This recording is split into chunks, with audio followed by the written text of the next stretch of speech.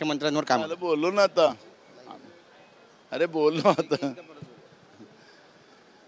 धनंजय मुंडेच्या राजीनाम्याबद्दलचं वक्तव्य जे माननीय मुख्यमंत्र्यांनी माध्यमाशी चर्चा करताना सांगितलं, ही भूमिका विधानसभा चालत असताना त्यांनी सभागृहात मांडायला पाहिजे होती.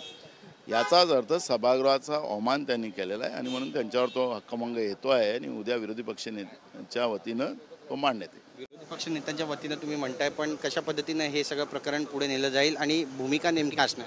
त्याच्यामध्ये या सगळ्याचं पोस्टमॉर्टम केलं जाईल. हक्कभंगामध्ये त्या सगळी चर्चा येणार आहे.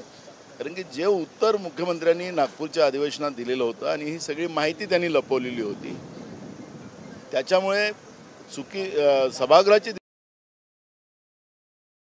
करण्यात आलेली आहे आणि त्याच्यामुळे हे सगळं प्रकरण या हक्कभंगाच्या माध्यमातून पुढे आणलं जाईल आणि गुन्हेगाराला कसं पाठीशी घालण्याचं काम हे सरकार करते आहे आणि गुन्हेगार लोक या मंत्रिमंडळात कसे बसलेले आहेत आणि त्याला कशी पाठराखण केली जाते आहे, सगळ्या विषयावरची चर्चा या हक्कभंगातून आणली जाईल. माहिती अशी समोर येते की देवेंद्र फडणवीस राजीनामा घेण्यासाठी आग्रही होते, पण धनंजय मुंडे द्यायला तयार नव्हते.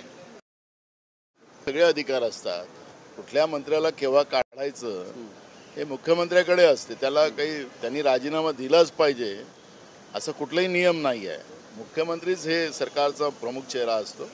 एखाद्या मंत्र्यांनी कुठलीही गडबड केली तर डायरेक्ट त्याचा राजीनामा राज्यपालाकडे, त्याचा राजीनामा नाही, त्यांनी मुख्यमंत्र्यांनीच राज्यपालाला कळवायचं असतं आणि राज्यपाल त्या पद्धतीची घोषणा करतात. 85 दिवस वेटीस ठेवलं महाराष्ट्राला देशमुख 90 दिवस, 85 नाही 90 दिवस वेटीस ठेवलं.